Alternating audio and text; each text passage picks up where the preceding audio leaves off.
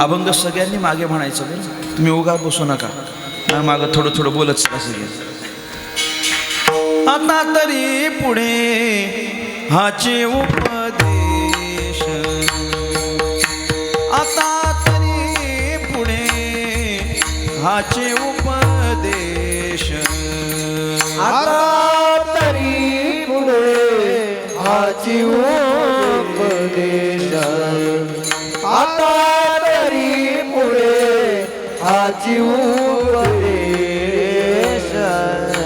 आता तरी पुढे हाचे उपदेश, आता तरी पुढे हाचे उपदेश, आता तरी पुढे हाची उपदेश, आता तरी पुढे हाची उपदेश. नका करू नाश आयुष्याचा, नका करू नाश आयुष्याचा, नका करू नाश आयुष्याचा, नका करू नाश आयुष्याचा. सकळांच्या पाया माझे दंडवत, सकळांच्या पाया माझे दंडवत. नका करू नाश आयुष्याचा, नका करू नाश आयुष्याचा, नका करू नाश आयुष्याचा, नका करू नाश आयुष्याचा. सकळांच्या पाया माझे दंडवत, सकळांच्या पाया माझे दंडवत. आपुलाले चित्त शुद्ध करा, आपुलाले चित्त शुद्ध करा, आपुलाले चित्त शुद्ध करा, आपुलाले चित्त शुद्ध करा. सकळांच्या पाया माझे दंडवत, सकळांच्या पाया माझे दंडवत. आपुलालित शुक्र करा, आपुलालित शुक्र करा, आपुलालित शुद्ध करा, आपुलालित शुद्ध करा. सकळांच्या पाया माझे दंडवत, सकळांच्या पाया माझे दंडवत. हित ते करावे देवाचे चिंतन, हित ते करावे देवाचे चिंतन, हित ते करावे देवाचे चिंतन, हित ते करावे देवाचे चिंतन. करोनिया मन एकविध, करोनिया मन एकविध, करोनिया मन एकविध, करोनिया मन एकविध. सकळांच्या पाया माझे दंडवत, सकळांच्या पाया माझे दंडवत. करुणिया मन एकविध, करुणिया मन एकविध, करुणिया मन एकविध,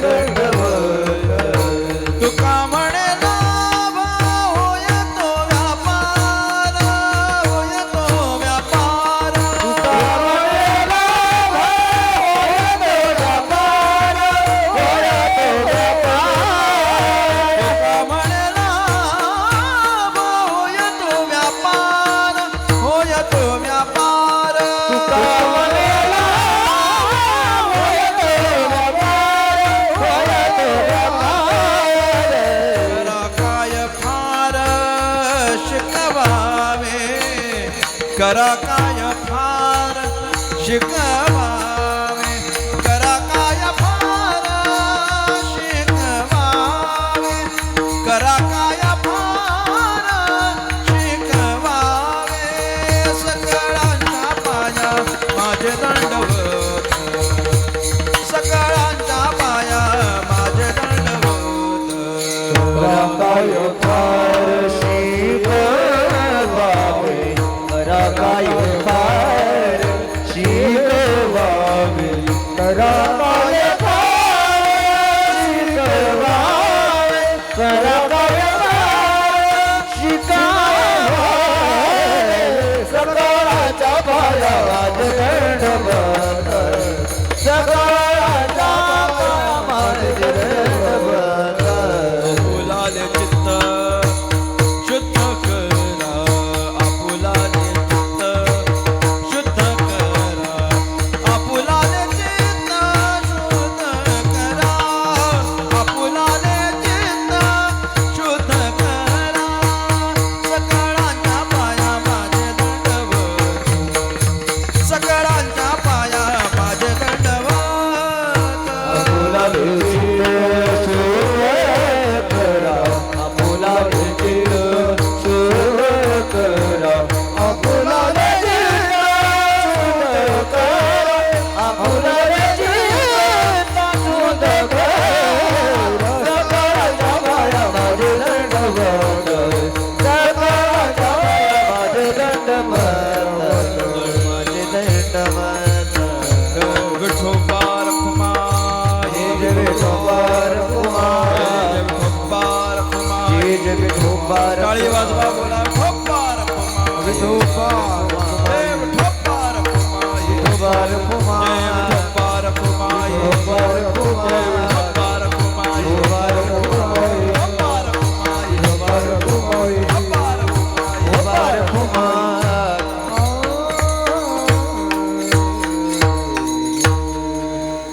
आता तरी पुढे हाची उपदेश, आता तरी पुढे हाची उपदेश, नका करू नाश आयुष्याचा.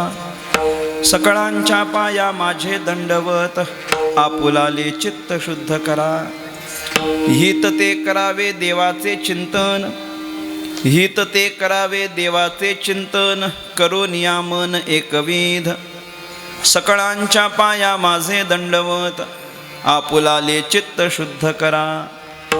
तुका म्हणे लाभ होय तो व्यापार, तुका म्हणे लाभ होय तो व्यापार, करा काय फार शिकवावे.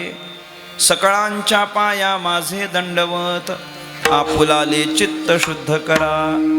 पांडुरंगा करो प्रथम नमन, दुसरे चरणा संतांचिया. त्यांच्या कृपादाने कथेचा विस्तारू, बाबाजी सद्गुरु दास तुका. योग ध्यान समायुक्तं निष्प्रपंचम परिग्रहं, प्रसन्नं वदनं शान्तं मंगलं सुमनोहरं. ज्ञान वैराग्य संपन्ना खंड निज बोध रूपं, पूर्ण ब्रह्मा श्री सद्गुरे वामनाय नमोस्तुते. नसे आप पर ऐसा जगी जो महात्मा, विरक्ती श्रेष्ठ भक्ती स्मरी नित्य रामा. तिथी माघ पौर्णिमा साधो निवाट धरिले निज धामा. नमस्कार माझा सद्गुरु सावळा रामा, मस्तक माझा पायावरी या वारकरी संतांच्या. आता तरी पुढे हाची उपदेश, नका करू नाश आयुष्याचा. सकळांच्या पाया माझे दंडवत, आपुलाले चित्त शुद्ध करा. विठ्ठला विठ्ठला विठ्ठल विठ्ठल विठ्ठल विठ्ठल विठ्ठल विठ्ठल विठ्ठल विठ्ठल विठ्ठल विठ्ठल. टाळी वाजवा, टाळी वाजवा, बोला टाळी वाजवा. विठ्ठला विठ्ठला बोला पुंडलिक वरदा हरी विठ्ठल.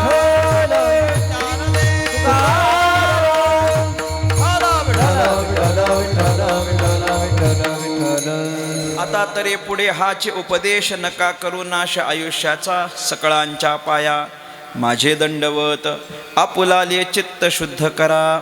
महाराष्ट्राचा आराध्य दैवत राजाधिराज भगवान श्री पंढरीनाथ परमात्मा, कैवल्य साम्राज्य चक्रवर्ती विश्वसंत महावैष्णव ज्ञानराज माऊली जगद्गुरु संत श्रेष्ठ तुकाराम महाराज, स्वानंद सुखनिवासी प्रातःस्मरणीय ब्रह्मलीन सद्गुरू श्री वामन बाबा, सद्गुरू श्री साळवाराम बाबा महाराज, आपल्या ह्या संपूर्ण परिसरावर भक्तीच्या संबंधानं ज्यांच्या अंतःकरणात नितांत, ज्यांच्याबद्दल अंतःकरणामध्ये नितांत श्रद्धाभाव आहे, सच्चिदानंद सद्गुरू केरोबाबा महाराज आदी करून सर्व साधू संतांच्या चरणी विनम्रपणे नतमस्तक होतो.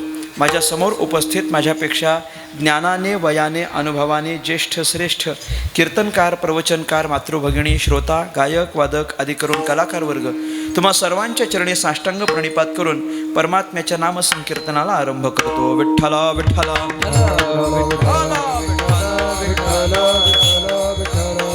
टाळी वाजवा.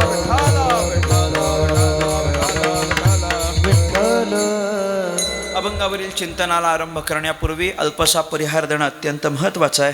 आपण ज्यांच्या पुण्यस्मरणाच्या निमित्तानं या ठिकाणी उपस्थित आहोत, आपल्या ह्या सोमठाण देश गावातील अत्यंत प्रसिद्ध आणि सगळ्यांच्या परिचयाचं सुप्रतिष्ठित असलेलं हे गाढे कुटुंब आणि या कुटुंबातील अत्यंत प्रतिष्ठित व्यक्तिमत्व वैकुंठवासी प्रभाकर महादू गाडे तथा आप्पा आणि आप्पांच्या प्रथम पुण्यस्मरणाच्या निमित्तानं आजची ही कीर्तनाची सेवा माझ्यासारख्या एका सर्वसामान्य साधकाकडे सुपूर्त केली आहे. तद्निमित्तानं या ठिकाणी उपस्थित आहे. आपली समस्त जीवनशैली, आपली समस्त जीवनप्रणाली अत्यंत चांगल्या पद्धतीनं जगून ज्यांनी मागच्या वर्षी आपल्या सगळ्यातून निरोप घेतला, त्यांच्या स्मृती अजूनही आपल्यामध्ये जिवंत आहेत.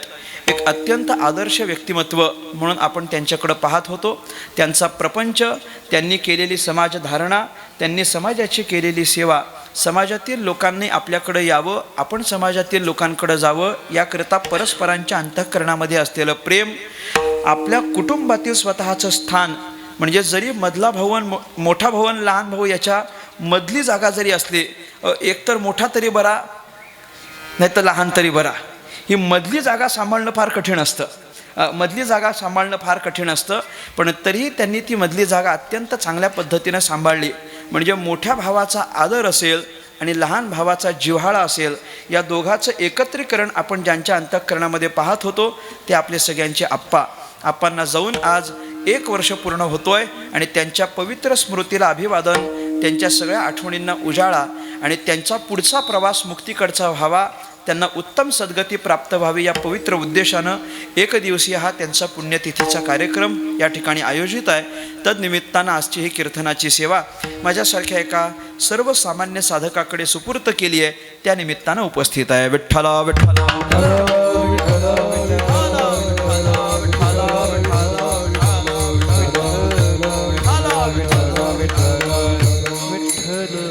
अकरा वाजून 20 मिनिटं झाली आहेत. 1 तासभर मी कीर्तन करणार आहे, 12:15 मी थांबणार आहे.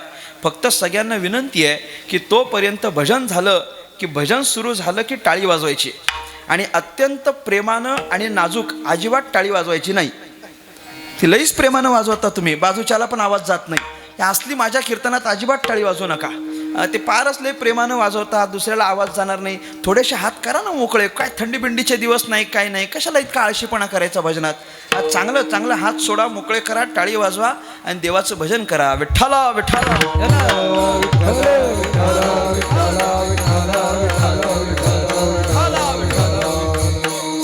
सेवेकरता निवडलेला अभंग जगद्गुरु श्री तुकाराम महाराज यांचा आहे.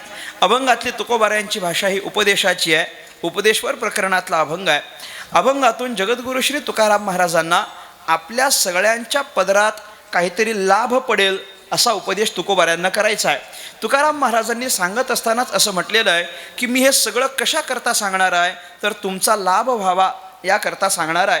माणसाचं जीवन प्राप्त झाल्यानंतर आपण अख्खं आयुष्य असं जगलं पाहिजे की सरते शेवटी हातात काहीतरी लाभ पडला पाहिजे. शेवटी आपल्याला सांगता आलं पाहिजे की आम्ही काय मिळवलंय. आयुष्य जगल्यानंतर जेव्हा आपण उतार वयामध्ये प्रवेश करू, तेव्हा उतार वयात प्रवेश केल्यानंतर आपल्याला 2 वाक्यात सांगता आलं पाहिजे की आम्ही आमच्या जीवनात काय मिळवलंय. आमच्या जीवनात काय मिळवलंय हे सांगता आलं तर समजायचं आपला जन्म सुफळ झाला. आणि आपल्याला जर सांगताच आलं नाही की काय मिळवलंय तर समजायचं आपला जन्म थोडंसं तरी बोलत चला वाया गेला. काही नाही, वाया गेला काही नाही. आपल्याला काय मिळवलं हे सांगताच आलं नाही तर जन्म वाया गेला म्हणून समजायचं. काहीतरी आपल्याला सांगता आलं पाहिजे. आम्ही काय केलं, आम्ही सत्कर्म केलं असेल, आम्ही सदाचारानं वागलो असेल, आम्ही सद्गुण अंगी बांधले असतील, आम्ही भक्ती चांगली केली असेल, वारी चांगली केली असेल, भजन चांगलं केलं असेल, समाजाची सेवा केली असेल, यापैकी काहीतरी आपल्याला सांगता आलं पाहिजे.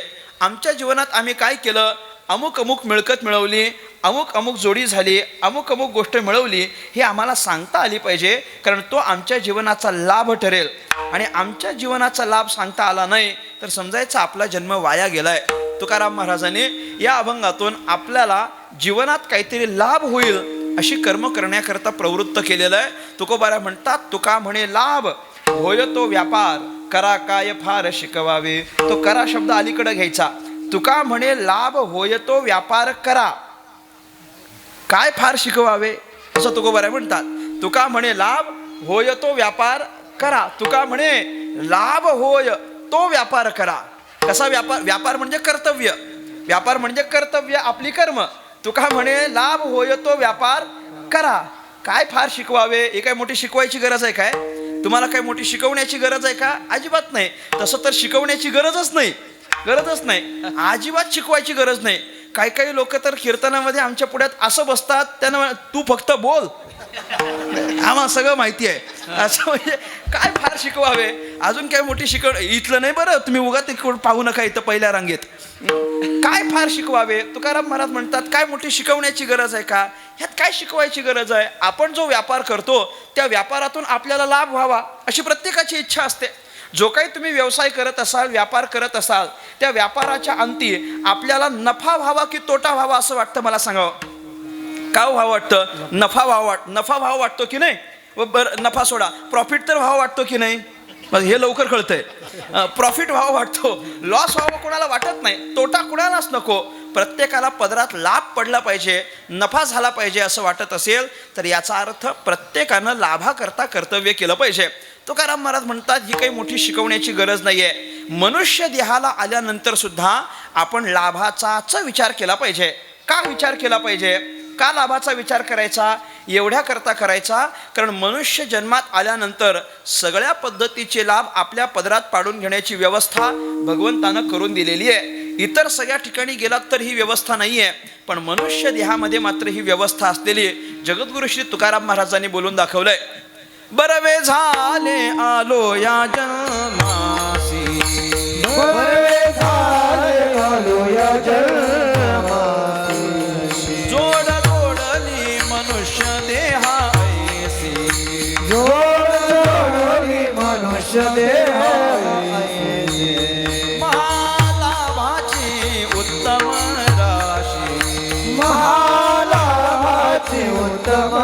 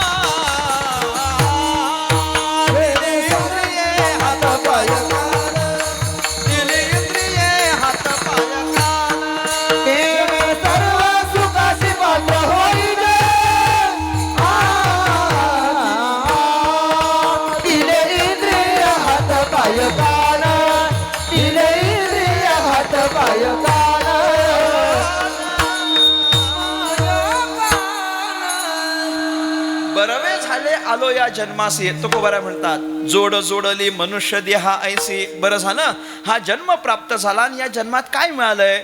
जोड जोडली मनुष्य देहा ऐसी, मनुष्याचा देह प्राप्त झाला. ही एक अधिक महत्वाची गोष्ट घडली. पण इतक्यावरच थांबले नाहीत. तुकोबारा म्हणतात, हा मनुष्य देह म्हणजे काय आहे? माझ्याकडे लक्ष द्या, इकडं बघा. मनुष्य देह म्हणजे काय आहे? तुकाराम महाराज जे सांगतात ते मला इथं महत्वाचं आहे. महालाभाची उत्तम राशी. मनुष्य देह म्हणजे महालाभाची राशी आहे. याचा अर्थ या मनुष्य देहात अनेक अनेक लाभ पदरात पाडून घेण्याची व्यवस्था आहे. आणि म्हणून तुकोबाराय म्हणतात, तुका म्हणे लाभ होय तो व्यापार करा. इथं आल्यानंतर जर सगळे लाभ आपल्या पदरात पाडून घेता येत असतील तर आपण लाभाकरता प्रयत्न केले पाहिजेत. आणि काय प्रयत्न करायचे, लाभाकरता काय करायचं हे तुकाराम महाराज सांगणार आहेत. लाभाकरता काय काय केलं पाहिजे हे तुकोबारायांना सांगायचं आहे. पण तुकाराम महाराजांनी थोडक्यात जरा आपल्या सगळ्यांकडे बघितलंय आणि आपल्या सगळ्यांकडे बघून तुकाराम महाराजांना असं कळून आलंय की हे सगळे फक्त कीर्तनाला येऊन बसतात, मागच्या कीर्तनाचा अभ्यास नाही करत. असं तुकाराम महाराजांना कळालंय. तुकाराम महाराजांना असं कळलं केवळ कीर्तनाचं श्रवण चालू आहे, पण मागं काय सांगून झालंय हे काय, हे तुकाराम महाराज स्वतःच सांगतात. आमचं नाही. तुकोबाराय म्हणतात, अरे इथून मागे मी तुम्हाला अनेक वेळा काही गोष्टी सांगितल्या, आपल्या हिताच्या, आपल्या उद्धाराच्या, आपल्या लाभाच्या, स्वकल्याणाच्या अनेक गोष्टी मी तुमच्या पुढ्यात मांडल्यात. पण आत्तापर्यंत जितक्या गोष्टी मी कल्याणाच्या सांगितल्या त्यातल्या कोणत्याही गोष्टीचं आचरण तुम्ही केलं नाही. आणि ही तुकोबारायांना खंत आहे. तुकाराम महाराजांना याची खंत आहे ना. कुठल्या शिक्षकाला आवडेल मला सांगावं, कुठल्या शिक्षकाला आवडेल? रोज सकाळी तो वर्गामध्ये गेला की गेल्या अगोदर सगळ्यात पहिला प्रश्न शिक्षकांचा, गुरुजींचा काय असतो? कालचा अभ्यास केला का, झाला की नाही, गृहपाठ केला का, आपण केलाय का, असं विचारलं जातं. बरं, आणि त्यातल्या त्यात ज्यांनी गृहपाठ केला असेल ते विद्यार्थी गुरुजींना आवडतात, ते प्रिय असतात. ज्यांनी गृहपाठ केलाय ते प्रिय आहेत. आणि ज्यांनी नाही केलं ते त्यांच्याकरता काय करतात, त्यांना काय करतात, काही नाही, ते पूर्वी मारायचे वगैरे, आता नाही. आता ते दुसऱ्याला शिक्षा करणं ही पण त्यांच्याकरता शिक्षा आहे आता. त्यामुळे ते कोणी शिक्षा करण्याचं धाडस करत नाही आता. पण मग त्यांना उभं करतात, काही नाही, गृहपाठ नाही केला, उभे राहा. सगळेजण उभे राहिलेले आहेत की नाही, मी पण राहिलो, एवढं काही नाही हो म्हणायचं तुम्ही. नाही, आपण सगळे उभे राहिलेलो आहोत. गृहपाठ नाही केला, उभे राहा. ते वर्गामध्ये गृहपाठ नाही केला म्हणून उभं राहण्याचं दुःख नसायचं. उभं राहिल्यानंतर सगळ्यात अगोदर आम्ही सगळीकडे चारी बाजूला बघायचो, काय हा जोडीदार कोणी आहे की नाही. एकट्याचं दुःख मोठं असतं. ते दुःख एकट्याच्या पदरी आलं की त्याची तीव्रता मोठी असते. मग आमची काय इच्छा असते, एकट्याला जाणं बरं नाही वाटत, एकट्याचा हा फक्त म्हणा आपण एकट्याला बरं नाही वाटत, अजून कोणतरी पाहिजे. एकटा उभा राहिला की फार वाईट वाटलं. आणि उभं राहिल्यानंतर आपल्याला कळलं अजून 4-5 जण उभी राहिले, मग काही नाही, मग नाही आनंदाशी जोडा, काही नाही, मग बाहेर जायचं. असं काय मला म्हणायचं काय आहे, ज्यांनी गृहपाठ केला असेल ते शिक्षक सगळे विद्यार्थी गुरुजींना प्रिय असतात. सगळ्यात पहिला प्रश्न असतो, कालचा दिलेला अभ्यास केला की नाही. तो अभ्यास केला असेल तर वर्गात बसा, आणि तो अभ्यास केलेला नसेल तर वर्गातून बाहेर व्हा. ही साधी भूमिका जशी शिक्षकाची असते तशी भूमिका तुकाराम महाराजांची आहे. तुकोबाराय म्हणतात, याच्या अगोदर तुमच्या कल्याणाकरता मी जे काही सांगितलंय त्या सगळ्याचं आचरण केलं की नाही याची तपासणी तुकाराम महाराज करतात. आणि तपासणी केल्यानंतर तुकोबारायांच्या ध्यानात असं आलं की मागे जे काही सांगितलंय त्याचं अजिबात आचरण लोकांनी केलेलं नाही. आणि त्याचं आचरण जर केलेलं नसेल तर इथून पुढं तुम्हाला नवीन सांगण्यात काही तात्पर्य नाही, तेच पुन्हा सांगणार आहे. अभंगाचं पहिलं. आता तरी पुढे हाती उपदेश, आता तरी पुढे हाती उपदेश, आता तरी पुढे हाती उपदेश, आता तरी पुढे हाती उपदेश, आता तरी पुढे हाती उपदेश, आता तरी पुढे हाती उपदेश, आता तरी पुढे हाती उपदेश, आता तरी पुढे हाती उपदेश, नका करू नाश आयुष्याचा, नका करू नाश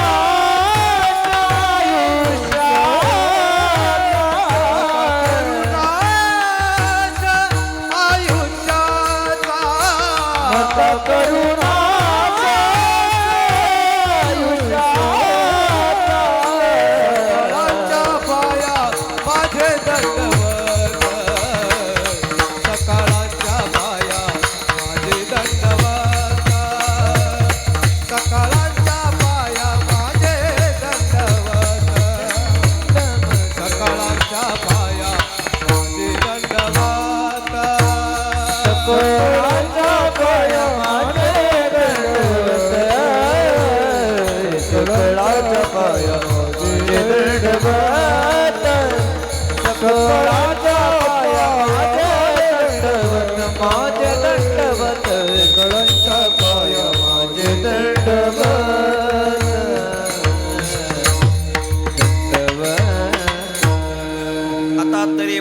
हाची उपदेश नका करू नाश आयुष्याचा.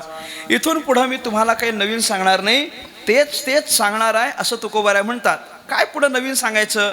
का बरं सांगायचं? मागचंच नाही लक्षात तर नवीन कशाला सांगा? तेच तेच सांगितलेलं बरं आहे. त्याचं आचरण केलं पाहिजे ही तुकोबारायांची इच्छा आहे. आता तरी पुढे हाची उपदेश. तुकोबाराय म्हणतात आम्ही तुम्हाला हाच उपदेश करणार आहोत.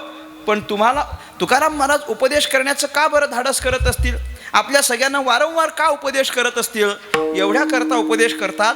तुकाराम महाराजांना माहिती आहे की इथं आल्यानंतर ज्याला उपदेश केला पाहिजे त्या पात्रतेचे फक्त आपणच आहोत. आपल्याला उपदेश केला पाहिजे. का बरं? उपदेश केला त्यालाच उपदेश करायचा असतो की जो उपदेशाचं ग्रहण करतो. म्हणजे काय? काही नाही, आपलं सांगून ऐकणारा जो असतो त्यालाच काम सांगितलं जातं, बाकीच्याला नाही. घरामध्ये 4-5 पोरं आहेत, पण काम कुणाला सांगता? सांगितल्यानंतर जो करतो त्याला. जो करतच नाही ना त्याचं मस्त चाललेलं असतं. जो करतच नाही त्याला कोणी कामच सांगत नाही. म्हणजे लय मोठेपणाचं असतं काही नाही. तुम्ही बोलणार होतो, आता जाऊ द्या, माझ्या तोंडात आलं होतं पण मला नाही म्हणायचं इथं. तुम्ही त्या पात्रतेचे नाही आहात. तुम्ही काम करण्याच्या पात्रतेचे नाही आहात म्हणून तुम्हाला कोणी सांगत नाही. काम करणारा असतो त्याला सांगितलं जातं. जो ऐकतो त्याला सांगितलं जातं. ऐकत नाही त्याला कोणी सांगत नाही. नाथ महाराज स्पष्ट शब्दात सांगतात, त्याला सांगू पण नाहीये. क्रोधी अविश्वासी त्यासी बोधकायचा व्यर्थ आपुली वाचा चिन्हू नये, व्यर्थ आपुली वाचा चिन्हू नये, व्यर्थ आपुली वाचा चिन्हू नये, व्यर्थ आपुली वाचा चिन्हू नये. क्रोधी अविश्वासी त्यासी बोधकाये, क्रोधी अविश्वासी त्यासी बोधकाये, क्रोधी अविश्वासी त्यासी बोधकाये, क्रोधी अविश्वासी त्यासी बोधकायचा, क्रोधी अविश्वासी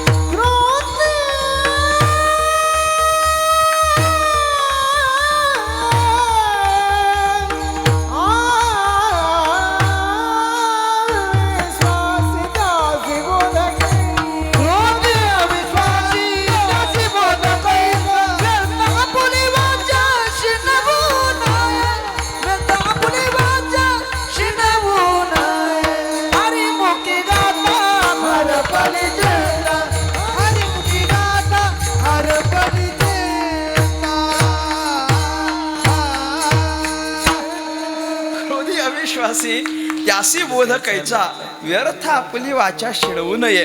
क्रोधी अविश्वासी त्याला उपदेश करून काय अर्थ आहे? त्याला उपदेश करू नये. जो आपला उपदेश सांगून ऐकत नाही त्याला करू नये. उपदेश त्याला केला पाहिजे की जो सांगून ऐकेल. सुभाषितकार असं म्हणतात, ही मूर्खानाम प्रकोपायन शांतये पयपानम ही भुजंगानाम केवलम विषवर्धनम. मूर्खाला उपदेश करणं म्हणजे कसं असतं? सुभाषितकार सांगतात, उपदेशो ही मूर्खानाम प्रकोपाय न शांतये.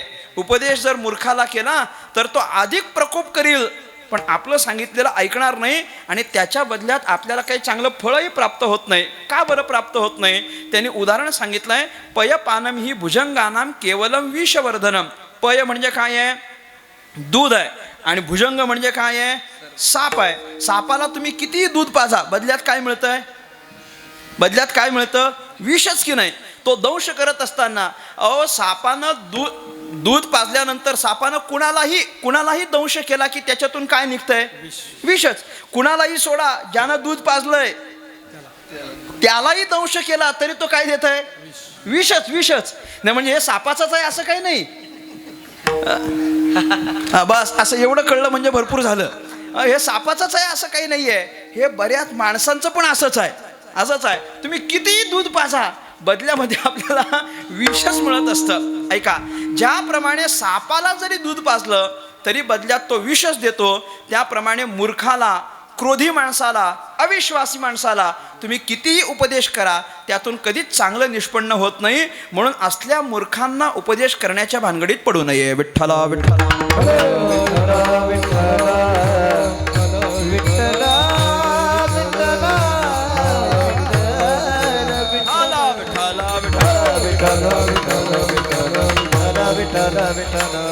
तुकाराम महाराजांनी आणखी एक चांगलं गोड उदाहरण दिलंय.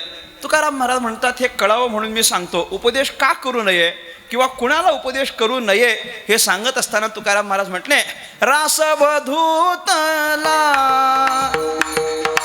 महातीर्था माझी, रासवधूतला महातीर्था माझी,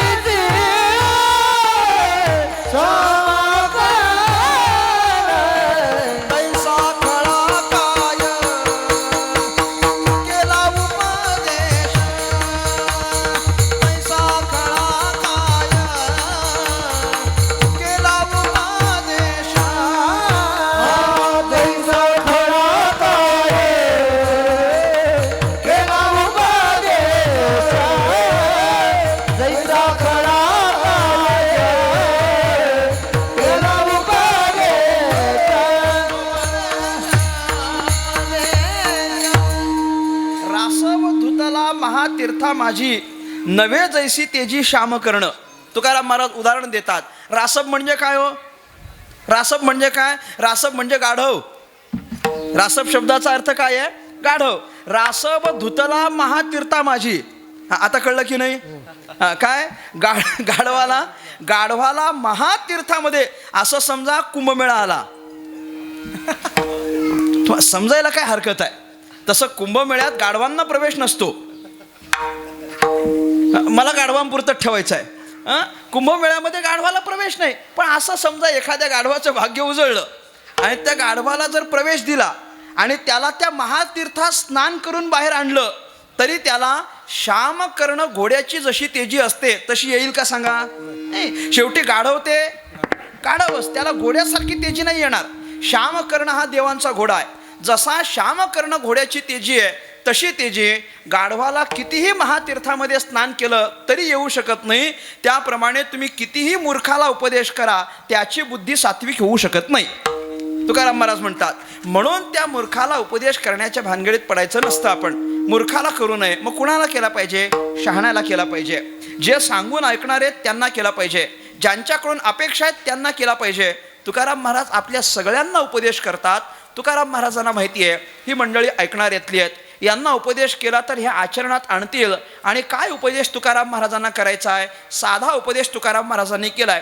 फार अगदी शास्त्राचा वगैरे उपदेश केलाय असं काही नाही आहे. फार सोपा उपदेश तुकाराम महाराज करतात. नका करू नाश आयुष्याचा. याच्यापेक्षा सोपा काय उपदेश करायचा मला सांगा?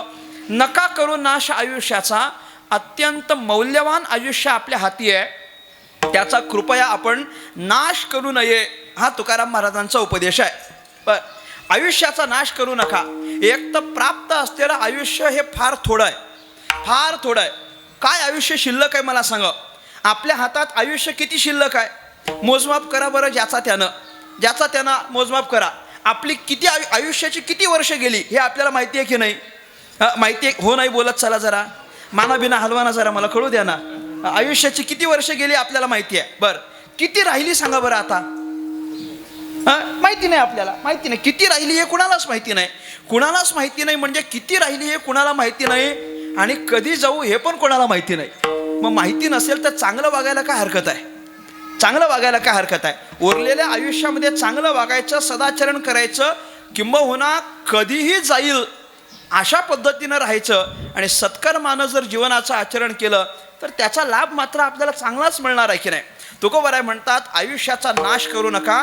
एक तर हे परत मिळेल की नाही याची शाश्वती नाही आहे. मागुता हाची जन्म पावसी, भोगिले सुख दुःख जाणसी, हे तो न घडे रे सायासी, कार्य अंध होसी जाणून या. तुकोबाराय म्हणतात मागुता हाची जन्म पावसी, हे तो न घडे रे सायासी, हे परत नाही होत. परत हा जन्म मिळेल की नाही याची काही शाश्वती नाही आहे. बाबांनो, वाया नका घालवू. कशाला वाया घालवता? हे परत मिळेल याची काय गॅरंटी आहे? मला फार गंमत वाटते. कधी कधी एखाद्या घरामध्ये एखादा माणूस निघून जातो, आणि माणूस निघून गेला, तो वारला, त्याचा सगळा विधी वगैरे झाला, आणि त्या 1.5-2 वर्षाच्या कालावधीत त्याच घरात जर एखादं लहान लेकरू जन्माला आलं तर लोक म्हणतात आजोबा आला.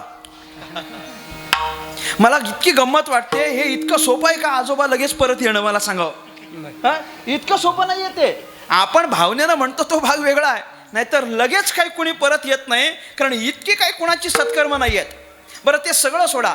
मला सांगा, आपल्या सगळ्यांच्या आयुष्याचा विचार करा, प्रत्येकानं करा, जाऊ द्या, ज्यानं त्यानं आपापल्या आयुष्याचा विचार करा, आणि फक्त मला इतकंच सांगा की आपल्यापैकी किती लोकांना याची गॅरंटी आहे की पुढचा जन्म आपल्याला माणसाचा मिळणार आहे?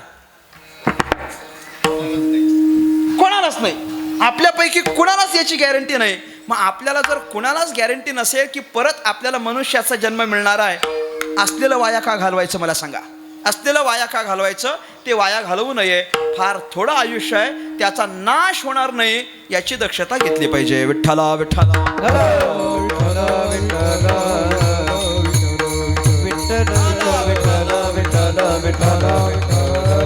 नामदेव महाराजांनी आपल्याला स्पष्ट सांगितलंय, हे पुढं चाललंय, थोडा थोडा विचार करा आणि आपल्या कल्याणाचा काहीतरी मार्ग मोकळा करून घ्या. नामदेव महाराज काय सांगतात? आयुष्य जाताय पहा, काळा जपात से महा, म्हणतो की नाही आपण, काकड्याचे अभंग आहेत. अर्थात ज्याचा काकड्याचा संबंध असेल त्याचं हे पाठ असेल, ज्याचं काकड्याशीच वाकडं असेल त्यांचा माझा काही संबंध नाही. त्यांची जबाबदारी पण मी घेत नाही अजिबात. आपण म्हटलं पाहिजे, सगळ्यांच्या परिचयाचं आहे. आपण सगळ्यांनी म्हणा, सगळ्यांनी माझ्या मागे म्हणा बरं का. आयुष्य जाताय पहा, काय बराच वेळ शांत बसल्यानंतर एकाएकी बोलायला सांगितलं की आवाज निघत नाही. थोडंसं असं व्यवस्थित ताट बसा, व्यवस्थित म्हणा. आयुष्य जाताय पहा, काळ जपात से महा, स्वहिताचा घोर वाहा, ध्यानी रहा श्री हरीच्या, धनदारा पुत्र जन, बंधू सोय रे पिशून, सर्व मिथ्या हे जाणून, शरण रिघा देवासी, धनदारा पुत्र जन. जय हो. टाळी वाजवा सगळ्यांनी आपल्या करताच. इतकं चांगलं म्हणता येतं, पण आम्ही कीर्तनात म्हणणार नाही अजिबात अजिबात नाही. म्हटलं पाहिजे, सगळ्यांनी म्हटलं पाहिजे. मागे ते मधली प्रमाणं आणि अभंग म्हणण्याचा कॉन्ट्रॅक्ट काय फक्त आम्हाला दिलेला नसतो, हे आपण सगळ्यांनी म्हणायचं असतं. थोडं थोडं बारीक ऐकायचं, जे जे शब्द कानी पडतील ते सगळे म्हटले पाहिजेत. नामदेव महाराज म्हटले, आयुष्य जात आहे पहा, काळ जपत असे महा. आपण काय करा, स्वहिताचा घोर वहा, ध्यानी रहा श्रीहरीच्या. आपलं आयुष्य वाया जाणार नाही याची काळजी आपण घेतली पाहिजे. नका करू नाश आयुष्याचा. हे नाश करू नका म्हणजे काय करू नका, इतकं फक्त मला सांगायचं आहे. नाश म्हणजे नेमका काय, नाश शब्दाचा अर्थ काय होतो, नाश म्हणजे काय, मी एका वाक्यात तुम्हाला सांगेन. नाश आणि दुसरा आपला परिचयाचा शब्द आहे उपयोग. उपयोगाचा विरुद्धार्थ काय आहे, नाश. आणि नाशाचा विरुद्धी काय आहे, उपयोग. बरोबर. उपयोग म्हणजे काय, नाश म्हणजे काय. एका वाक्यात सांगायचं झालं तर मी म्हणेन, उपयोग म्हणजे काय आणि नाश म्हणजे काय. तर जी वस्तू ज्या कारणासाठी निर्माण झाली आहे त्याच कारणासाठी त्याचा वापर होणं याला उपयोग म्हणतात. आणि जी वस्तू ज्या कारणासाठी निर्माण झाली आहे त्याच्या व्यतिरिक्त भलतीकडं त्याचा वापर होणं याला त्याचा नाश म्हणतात. इतकं सोपं आहे. जे ज्याच्यासाठी निर्माण झालंय त्याचा वापर त्याच्यासाठीच होणं हा उपयोग आहे. आणि जे ज्याच्यासाठी निर्माण झालंय त्याच्यापेक्षा भलतीकडं कुठंतरी वापर होणं हा त्याचा नाश आहे. आपण आयुष्याचा उपयोग केला पाहिजे, नाश होता कामा नये. आयुष्य ज्याच्याकरता आपल्या हातात पडलेलं आहे त्याच्याकरताच त्याचा वापर होणं हा आयुष्याचा उपयोग आहे. आणि त्याच्यापेक्षा भलतीकडं कुठंतरी वापर होणं हा आयुष्याचा नाश आहे. आपल्याला कळावं म्हणून एक उदाहरण सांगतो. महाभारतातलं उदाहरण आहे. काही नाही, महाभारताचं युद्ध सुरू झालं. एक 13 दिवसांपर्यंत युद्ध चाललं. अनेक योद्धे महाभारतामध्ये मृत्युमुखी पडले. मग आता ते काही पांडवांच्या बाजूचे, काही कौरवांच्या बाजूचे. पांडवांना असं कळलं की 13वा दिवस उजाडलाय आणि आपल्याकडचे मोठे मोठे योद्धे होते ते सगळे संपले. आता आपण युद्धाला तरी कुणाला पाठवायचं, अजून अनेक दिवसांपर्यंत हे युद्ध चालणार आहे. आता युद्धाला कुणाला पाठवायचं, असा कुणीतरी योद्धा शोधला पाहिजे की जो काही दिवसांपर्यंत तरी युद्ध करेल आणि कौरवांना बांधून ठेवेल. असा कुठला योद्धा आहे. विचार केला आणि त्यांच्या लक्षात आलं की अत्यंत महाबलशाली एक योद्धा आपल्याकडे शिल्लक आहे आणि तो म्हणजे भीमाचा मुलगा घटोत्कच. भीमाचा मुलगा घटोत्कच. आता तो भीमाचा मुलगा म्हणजे भीमासारखाच शक्तिवान, भीमासारखाच आडदांड, भीमासारखाच एकदम महाबलशाली. भीमाकडे 1000 हत्तींचं बळ होतं. या घटोत्कचाकडे भीमापेक्षा जास्तीचं बळ होतं म्हटले. आणि या भीमाला पांडवांनी आज्ञा केली आणि सांगितलं, बाबा तू जाऊन आता युद्ध कर. घटोत्कचाला सांगितलं तू जाऊन युद्ध कर. तो घटोत्कच रणांगणावर आला. भीमाचाच मुलगा असल्या कारणानं हातात गदा घेतली आणि इतकं घनघोर युद्ध त्यानं सुरू केलं की नाही, जो योद्धा रस्त्यामध्ये येईल ना त्याला मारून टाकायचा. आणि बारीक बारीक शत्रू आले तर तो ते बघायचंच नाही. बारीक बारीक सैनिक आले तर ते कापीतच निघाला. असा कापीत मोठा योद्धा आला तर थेट त्याला खाली पाडायचं. असा तो युद्ध करत पुढे निघाला. लांबून दुर्योधनानं त्याला पाहिलं. दुर्योधनानं बघितलं हा भीमाचा मुलगा आहे घटोत्कच, याच्या हातात गदा आहे आणि याच्या हातात गदा आहे म्हणजे हा गदाधारी आहे आणि हा गदाधारी आणि मी पण गदाधारी. आणि गदाधारीचं युद्ध होतं की नाही. याचा अर्थ हा जर धावत चालत युद्ध करीत सगळ्याला कापीत माझ्यापर्यंत येऊन पोचला तर याचं युद्ध कोणाशी होणार, माझ्याशी. आणि भीम दुर्योधन मनातल्या मनात विचार करतो, हा जर माझ्यापर्यंत पोचला तर आपण मेलोच म्हणून समजा, आपण काही वाचत नाही. दुर्योधन घाबरला, रणांगण सोडलं, थेट पळत निघाला आणि कर्णाच्या पुढ्यात जाऊन उभा राहिला. कर्णाच्या पुढ्यात उभा राहिला, हात जोडून उभा राहिला आणि असं अगदी पडलेलं तोंड त्याचं. कर्णानं विचारलं काय झालं, तर म्हटलं काही नाही, रणांगणावर एक मोठं संकट आलंय, तुझी आम्हाला गरज आहे.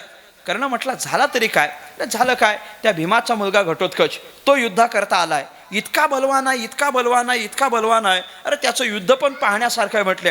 अनेकांना त्यानं मारलंय, आपल्याकडचे बरेचसे योद्धे एकट्यानंच खाली पडलेत म्हणे. कर्ण म्हटला मी काय करू ते सांग, मी काय केलं पाहिजे. दुर्योधन म्हटला काय करू म्हणजे, तो जर माझ्यापर्यंत पोचता तर माझं त्याचं युद्ध होईल आणि मला नाही वाटत की त्याचं माझं युद्ध झालं तर मी जिवंत राहील, मी मेलोच म्हणून समज संध्याकाळपर्यंत. कर्ण म्हटलं मग मी काय करू म्हणे. एक काम कर, तू आता रणांगणावर चल, युद्ध कर. तर म्हटलं मी युद्ध करून काय होईल, जर तो तुला मारू शकतो तर मला नाही का मारणार. दुर्योधन म्हटला तसं नाही, तू चल, पण तुझ्याकडे एक अमोघ शक्ती आहे. इंद्रानं दिलेली एक अमोघ शक्ती तुझ्याकडं आहे आणि त्या शक्तीचं महत्त्व असं आहे. लक्ष द्या, त्या शक्तीचं महत्त्व असं आहे. ते फोन बंद करा हो. मी इतकं महत्त्वाचं सांगायला लागलो. माझ्याकडे लक्ष द्या. काय चाललंय माझं? मी कुठं आहे? रणांगणावर आहे असं म्हणा. मी कुठं आहे? रणांगणावर आहे. हे रणांगणापेक्षा कमी आहे काय? रणांगणावर आहे. चला, काय झालं ते म्हटलं. ते कर्ण म्हणायला लागला की दुर्योधन म्हणतो की तू आता युद्ध करायला चल.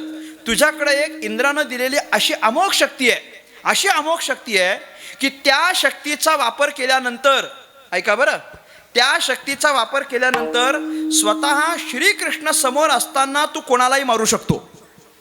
हे त्या शक्तीचं महिमान आहे. म्हणजे देवाचं सुद्धा त्या शक्तीच्या पलीकडे काही चालणार नाही, पुढं काही चालणार नाही. तू त्या शक्तीचा वापर घटोत्कचावर कर, घटोत्कचाला मारून टाक. कर्ण म्हटलं अजिबात जमणार नाही, कारण मी ती शक्ती राखीव ठेवली आहे. कोणासाठी? अर्जुनासाठी. अरे या युद्धामध्ये मी आलोय ते काय बाकी सगळ्यांना मारायला नाही. माझं लक्ष फक्त कोणाला मारणं आहे? अर्जुनाला. आणि अर्जुनाकरता ती अमोघ शक्ती मी इंद्रदेवाकडून मागून घेतलेली आहे. त्या शक्तीचा वापर मी घटोत्कचाकरता करणार नाही. तू काही कर, मी त्या शक्तीचा वापर करणार नाही. दुर्योधन म्हटला, अरे बाबा, तू इथं या युद्धामध्ये आलास ते कोणाकरता आलास? माझ्याकरता आला ना, माझा जीव वाचवा म्हणून आला ना. तू सांगतानाच म्हटला होता की माझा युद्धाशी संबंध नाही, पण दुर्योधन माझा मित्र आहे आणि त्याच्याकरता मी येणार आहे. तर मग आता मी सांगितलेलं काम कर. कर्ण म्हटला, तू सांगितलेलं सगळं करीन, एवढं जमणार नाही. तो म्हटला, नाही, या वेळेला एकदा कर, पुढं परत मी तुला काहीच सांगणार नाही. कर्ण म्हटला, एवढ्याच वेळा सांगू नको, बाकीच्या वेळेला मी सगळं ऐकीन. म्हटलं सगळं ऐकेन, इतकं सोडून बोल, या शक्तीचा वापर मी करणार नाही. सगळे पत्ते खोलून झाले त्याचे. शेवटी त्या दुर्योधनानं एक आपल्या अंतःकरणात शेवटचा पर्याय काय असतो? शेवटचा पर्याय इतकाच असतो की आता त्याला भावनिक करायचं. दुर्योधनानं कर्णाला भावनिक केलं. देव सोड, नाही तुला वापर करायचा, नको वापर करू. तुला नाही आता माझ्या बाजूने युद्ध करायचं, नको करू. पण आता मी रणांगणात जाईन, घटोत्कचासोबत युद्ध करेन आणि मला पूर्ण खात्री आहे की तो माझ्यापर्यंत आला की तो माझा वध करील आणि मी संध्याकाळपर्यंत मरेन. संध्याकाळपर्यंत मी मेलो अशी बातमी जर तुझ्या कानावर आली तर फक्त माझी शेवटची इच्छा इतकीच पूर्ण कर की माझी सगळे क्रियाकर्म तूच करायचे. म्हटले सगळे क्रियाकर्म तूच करायचे, अगदी माझ्या देहाला अग्नीसुद्धा तूच द्यायची. म्हटले त्याच्यानंतर माझ्याकरता केशदान करायचे असतात ते पण तूच करायचे. म्हटले त्या दुर्योधनानं इतकं सांगितलं की माझ्या 10व्याचं प्रवचन पण तूच करायचं. म्हटले सांगायचंच म्हटल्यानंतर काय सगळं तूच कर. म्हटले आता मी काही जिवंतच राहत नाही, मी मेलोच म्हणून समज.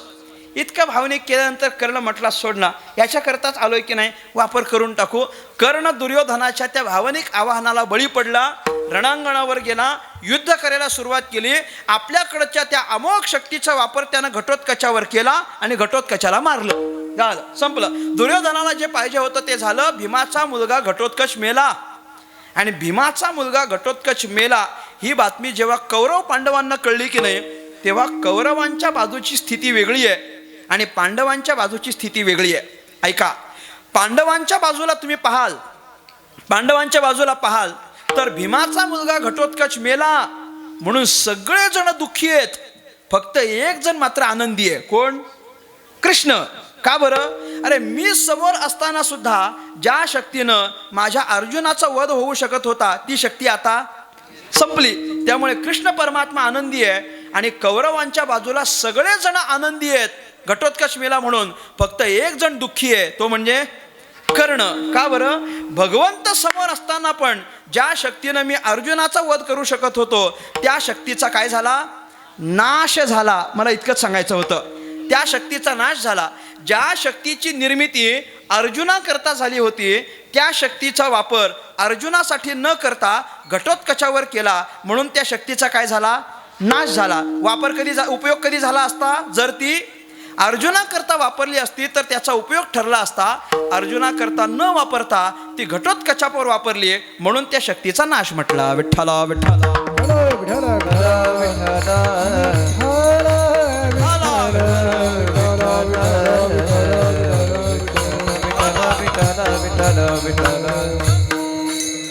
आपल्याला साधू संत मंडळी सांगतात, आपल्याला हे आयुष्य प्राप्त झालंय, हे देवे दिला देह भजना गोमटा. भजनाकरता. भजनाकरता आलंय म्हटल्यानंतर आपण भजन केलं तर देहाचा काय ठरेल? उपयोग. आणि भजन जर नाही केलं तर काय ठरेल? नाश. हे सगळं मिळालंच कशा करताय आपल्याला मला सांगावं. दिली इंद्रिये हात पाय कान, दिले हात पाय कान, डोळे मुख बोलाया वचन, डोळे मुख बोलाया वचन, जेणे तू जोडसी नारायण, जेणे तू जोडसी नारायण, नासे जीवापणा भावरोगा, नास जीवपण भावरोगा, नासे जीवापणा भावरोगा, जीवपण भावरोगा, इंद्रिये हात पाय कान, दिली इंद्रिये हात पाय कान, दिले इंद्रिय हात पाय कान, दिले इंद्रिय हात पाय कान. कशा करता दिलंय? तुकाराम महाराज सांगतात, दिली इंद्रिय हात पाय कान डोळे मुख बोलाया वचन. पण या सगळ्यांनी करायचं काय आहे? जेणे तू जोडसी नारायण एक आणि नासे जीवपण भवरोग दोन. या दोन गोष्टींकरता हे सगळं भगवंतानं दिलंय. एक तर भवरोगातून मुक्तता व्हावी आणि दुसरं म्हणजे भगवंताची भेट व्हावी. एवढ्या करताच जर दिला असेल तर त्याच्याकरताच ते वापरलं पाहिजे. त्याच्या व्यतिरिक्त वापरणं हा आयुष्याचा नाश ठरेल. आणि तुकोबाराय आपल्याला उपदेश करतात, नका करू नाश. आयुष्याचा नाश होईल असं करू नका. म्हणजे काय आहे? तुकाराम महाराज एका ठिकाणी काय म्हटले असतील? एका ठिकाणी तुकोबाराय थोडंसं स्पष्ट आणि थोडंसं रागानं म्हटलेत. तुकाराम महाराज म्हणतात, बरीचशी लोक अशी इथं जन्माला आली की ज्यांनी पदरात कुठलाच लाभ पाडून घेतला नाही. लाभे विण केला आयुष्याचा नाशू, लाभे विण केला आयुष्याचा नाशू. पूर्वार्ध ऐकायचा का तुम्हाला? हे उत्तरार्ध आहे. पूर्वार्धात काय सांगितलं असेल तुकाराम महाराजांनी? तुकोबाराय म्हणतात, तुका म्हणे गाढव पशु, लाभे विण केला आयुष्याचा नाशू. संपलं. तुकाराम महाराज त्याला माणसात सुद्धा धरायला तयार नाही. जर भजनाचा लाभ पदरात पाडायला तयार नसेल तर तुकाराम महाराज त्याला माणसात पण घेत नाहीत. तुका म्हणे गाढव पशु, लाभे विण केला आयुष्याचा नाशू. तुकाराम महाराजांना काहीतरी लाभ पदरात पाडून घ्या असं सांगायचं आहे. त्याकरता आयुष्याचा नाश करू नका. मग आयुष्याचा नाश करू नका हे नकारार्थी आहे ना. मग काय करू आम्ही? काय केलं पाहिजे? जे केलं पाहिजे त्याचा विचार तुकाराम महाराज सांगतात. दुसरं, सकळांच्या पाया माझे दंडवत, सकळांच्या पाया माझे दंडवत, सकळाच्या पाया माझे दंडवत, सकळाच्या पाया माझे दंडवत, सकळांच्या पाया माझे दंडवत, सकळांच्या पाया माझे दंडवत, सकळाच्या पाया माझे दंडवत, सकळाच्या पाया माझे दंडवत. अकुलाल चित्त शोध करा, अकुलाल चित्त शोध करा, अकुलाल चित्त शोध करा, सकळाच्या पाया माझे दंडवत, सकळाच्या पाया माझे दंडवत. अकुलाल चित्त शोध करा, अकुलाल चित्त शोध करा, अकुलाल चित्त शोध करा, सकळाच्या पाया माझे दंडवत, सकळाच्या पाया माझे दंडवत. सकळाच्या पाया माझे दंडवत, अकुलाल चित्त, अकुलाल चित्त शोध करा, सकळाच्या पाया माझे दंडवत,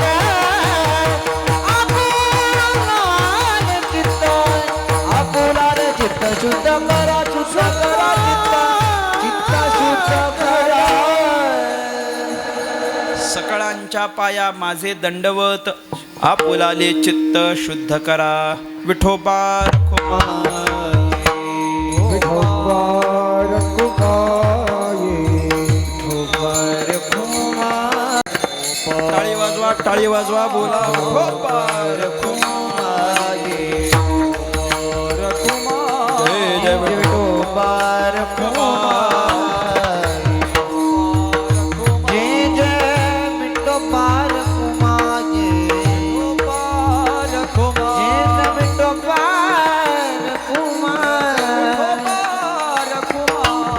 विठोबा रखुमाई.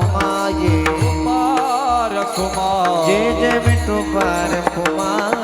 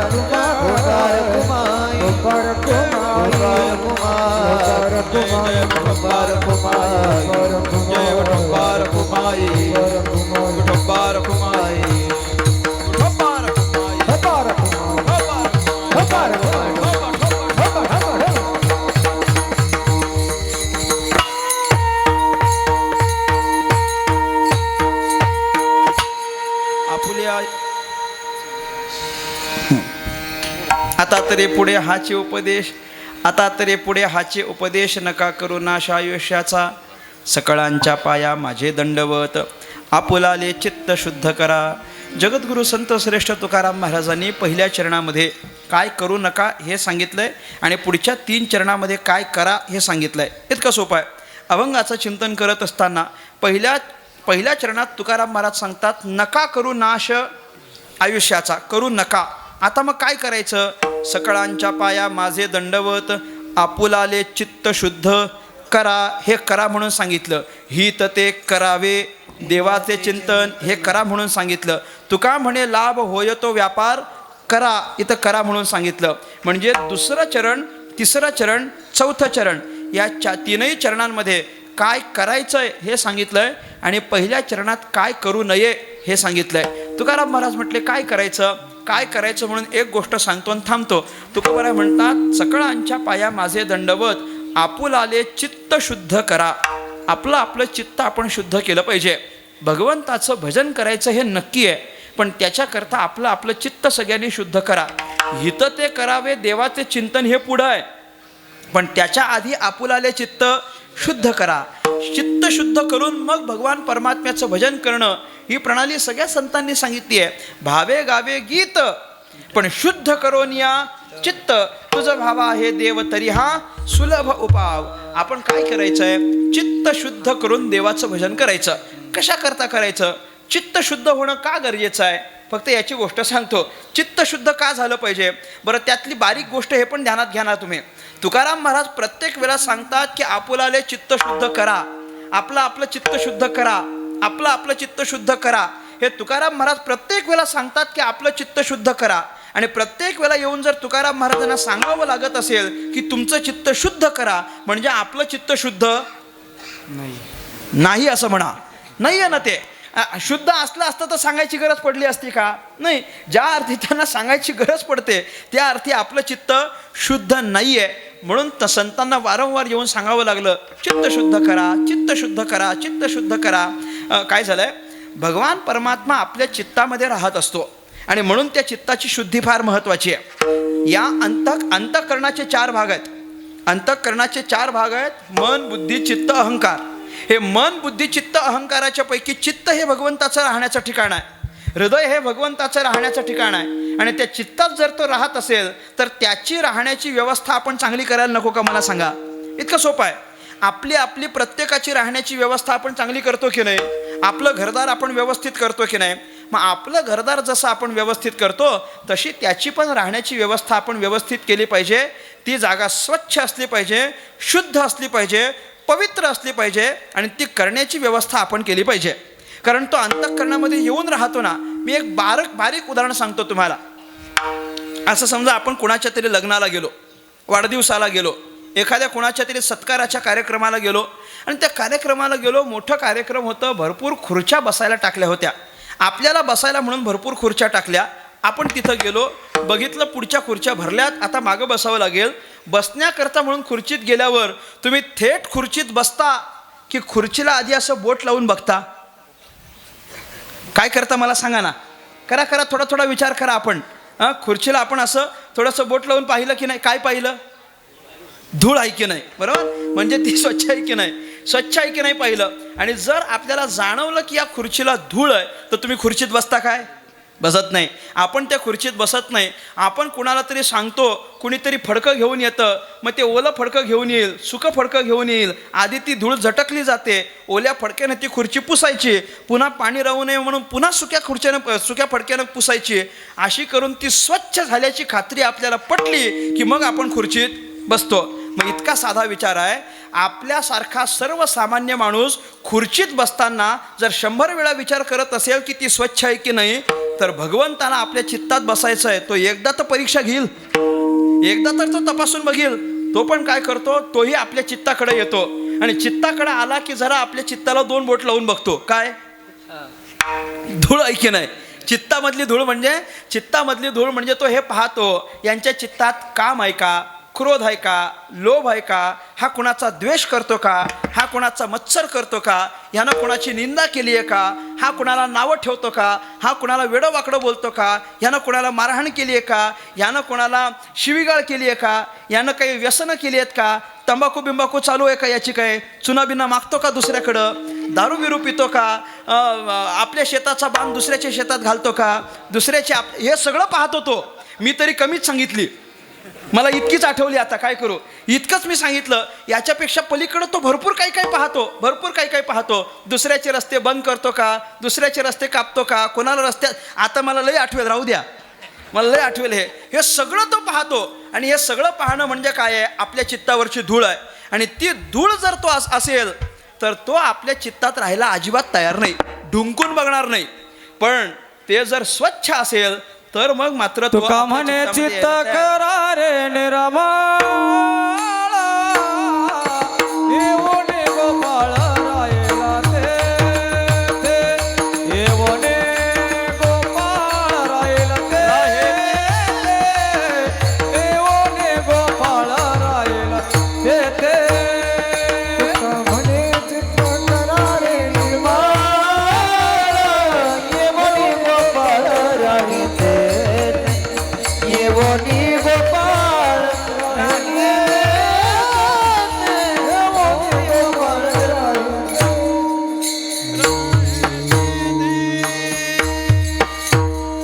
तुका म्हणे चित्त करा रे निर्मळ, येवोनी गोपाळ राहे तेथे. तिथं येऊन तर राहील. चित्त तर निर्मळ असलं पाहिजे.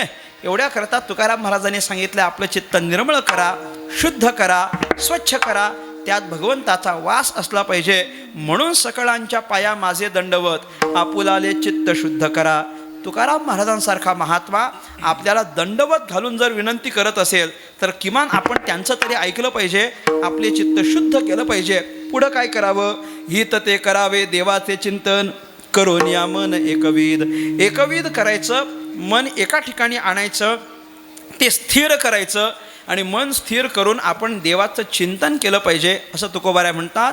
आत्तापर्यंत ज्या गोष्टी सांगितल्या या सगळ्याच्या अनुसार तुम्ही आचरण केलं तर आपल्या पदरात काहीतरी लाभ पडेल, किंबहुना तो लाभ आपल्या पदरात पडावा याकरता आपण काहीतरी चांगली कर्म केली पाहिजेत. तुका म्हणे लाभ होय तो व्यापार करा, काय फार शिकवावे. तुका म्हणे लाभ होय तो व्यापार करा, काय फार शिकवावे. अजून आपल्याला शिकवण्याची आवश्यकता नाही. जन्म प्राप्त झाला, आयुष्य चांगलं मिळालं तर चांगलं आयुष्य मिळाल्यानंतर चांगला लाभ पदरात पडेल याकरता आयुष्य चांगल्या पद्धतीनं जगलं पाहिजे, म्हणजे सुंदर पद्धतीनं भजन केलं पाहिजे. ज्ञानेश्वर माऊली ज्ञानराज माऊली तुकाराम, ज्ञानेश्वर माऊली ज्ञानराज माऊली तुकाराम, ज्ञानेश्वर माऊली ज्ञानराज माऊली माऊली ज्ञानेश्वर माऊली ज्ञानराज माऊली, ज्ञानेश्वर माऊली ज्ञानराज ज्ञानेश्वर माऊली ज्ञानराज माऊली, ज्ञानेश्वर माऊली ज्ञानराज माऊली, ज्ञानेश्वर माऊली ज्ञानराज माऊली, ज्ञानेश्वर माऊली ज्ञानराज माऊली, ज्ञानेश्वर माऊली ज्ञानराज माऊली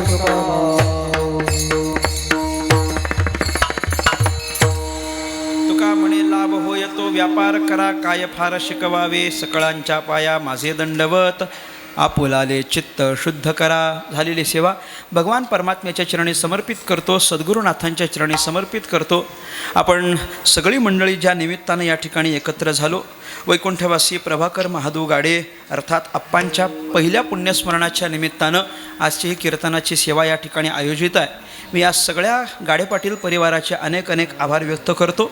या सगळ्यांनी एकत्र येऊन आपल्या वडिलांचा, आपल्या आजोबांचा, आपल्या भावाचा, आपल्या पतीचा, आपल्या काकाचा, ज्याचं ज्याचं जे जे नातं असेल त्या पद्धतीनं त्यानं हे कार्य या ठिकाणी संपन्न व्हावं याकरता आपल्या सगळ्यांना निमंत्रण दिलं, आपल्या सगळ्यांना इथं बोलवलं. मी या सगळ्या गाडे पाटील परिवाराचे आभार व्यक्त करेन. ज्यांच्या निमित्तानं आपण या ठिकाणी उपस्थित आहोत त्यांच्या पत्नी ताराबाई प्रभाकर गाढे या ठिकाणी असतील, त्यांचेही मी आभार व्यक्त करेन. बाकी सगळीच मंडळी आहेत, त्यांचे सगळे भाऊ आहेत. केदू महादू गाडे, सुभाष महादू गाडे, भाऊसाहेब नारायण गाडे, संतोष नामदेव गाडे, कृष्णा शिवाजी गाडे, ही सगळीच बंधू मंडळी आहेत.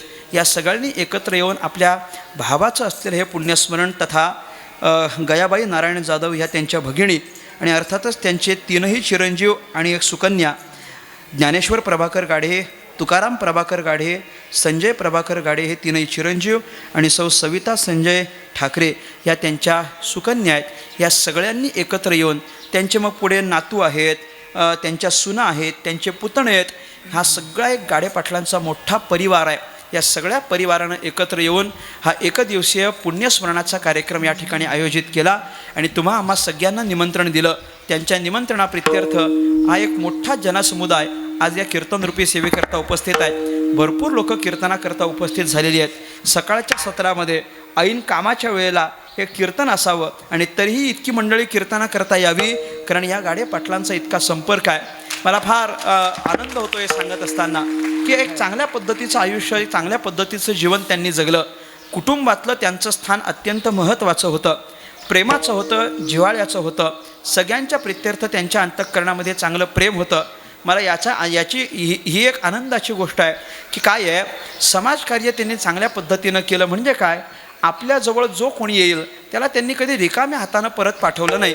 फूल नाही तर फुलाची पाकळी, जे काही आपल्याला देता येईल ते देण्याचा त्यांनी प्रयत्न केला. शिक्षणाची त्यांना मोठी आवड, माझ्याकडे लक्ष द्या, शिक्षणाची त्यांना मोठी आवड आणि म्हणूनच आपल्या घरात एक पहिला अभियंता त्यांनी घडवला, इंजिनियर त्यांनी घडवला. हे कशा करता, शिक्षण असलं पाहिजे, संस्कार असले पाहिजेत.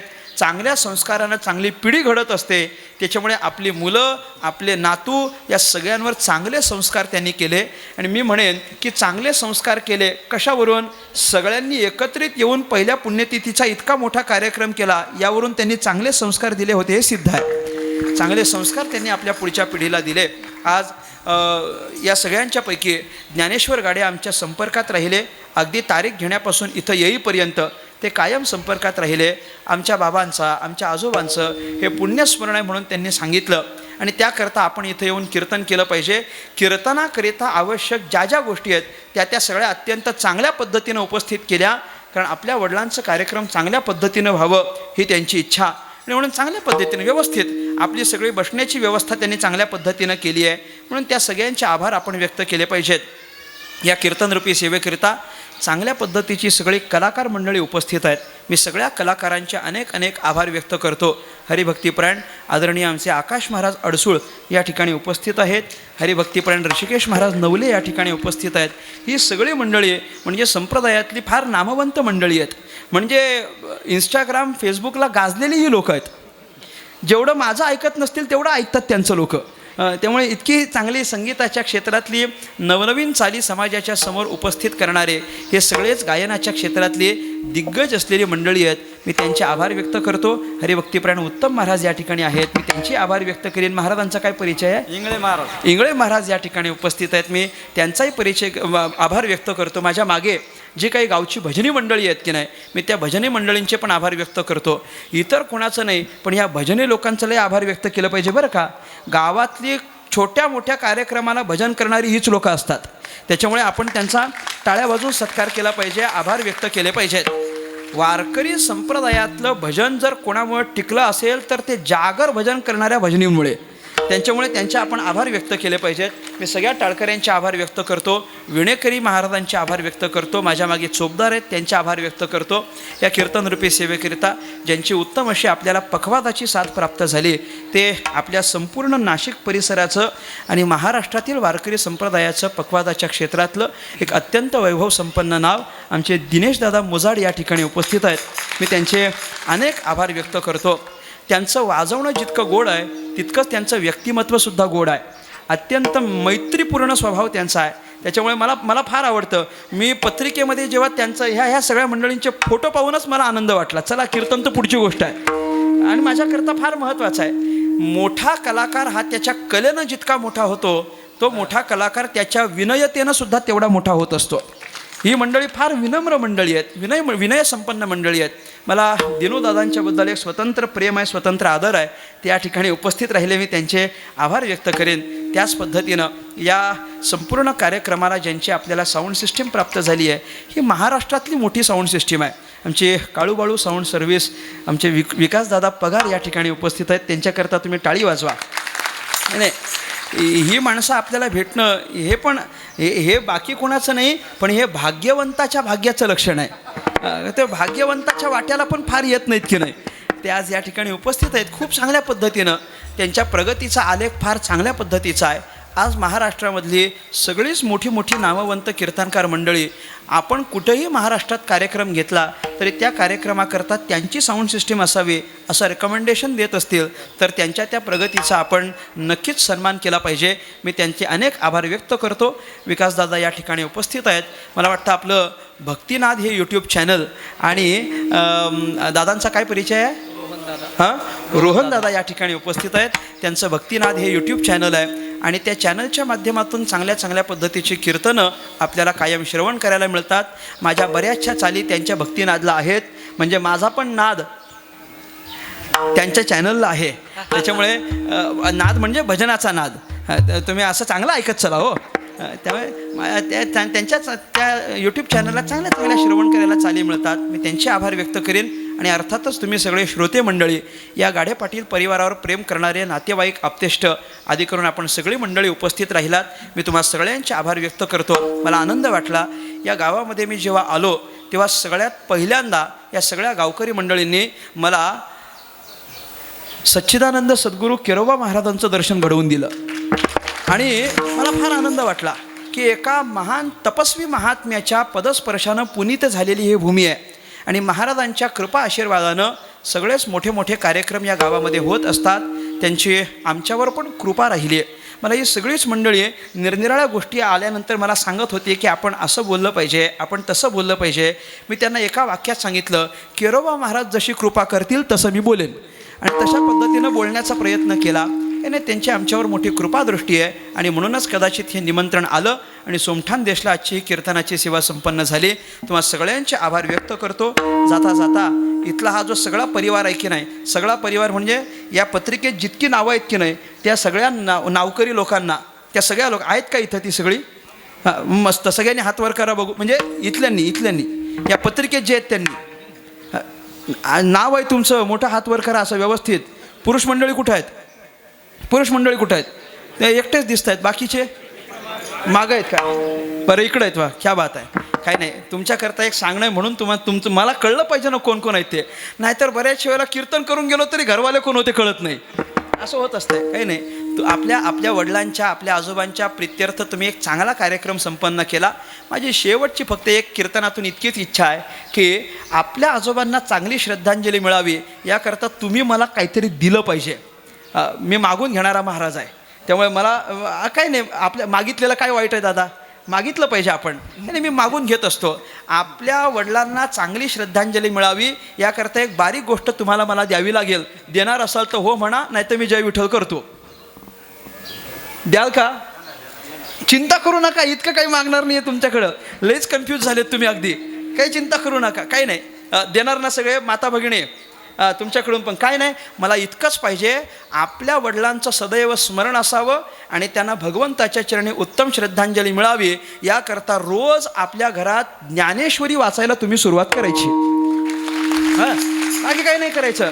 ज्ञानेश्वरी घरात असेल तर उत्तम, नसेल तर आळंदी पंढरपूरवरून मागवायची. रोज ज्ञानेश्वरीच्या 5 ओव्या आपल्या घरात वाचायच्या. तुकाराम महाराजांचे 1-2 अभंग वाचायचे. म्हणजे तुम्हाला कुठला ग्रंथ आवडेल तो वाचा बरं का.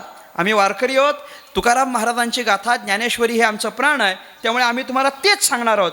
परंतु ज्ञानेश्वरी, गाथा, भगवद्गीता आदी करून जे जे काही ग्रंथ आहेत, तुम्हाला जो ग्रंथ आवडेल तो ग्रंथ आपल्या घरामध्ये वाचा. फक्त तो ग्रंथ वाचत असताना आपल्या लेकराला जवळ बसवून वाचायचं. त्याच्यावर पुढचे चांगले संस्कार झाले पाहिजेत. याकरता आपण आपल्या वडिलांच्या प्रित्यर्थ, स्मरण प्रित्यर्थ ही ग्रंथ वाचनाची परंपरा आपल्या संपूर्ण आयुष्यामध्ये घरामध्ये सुरू कराल अशी अपेक्षा करतो.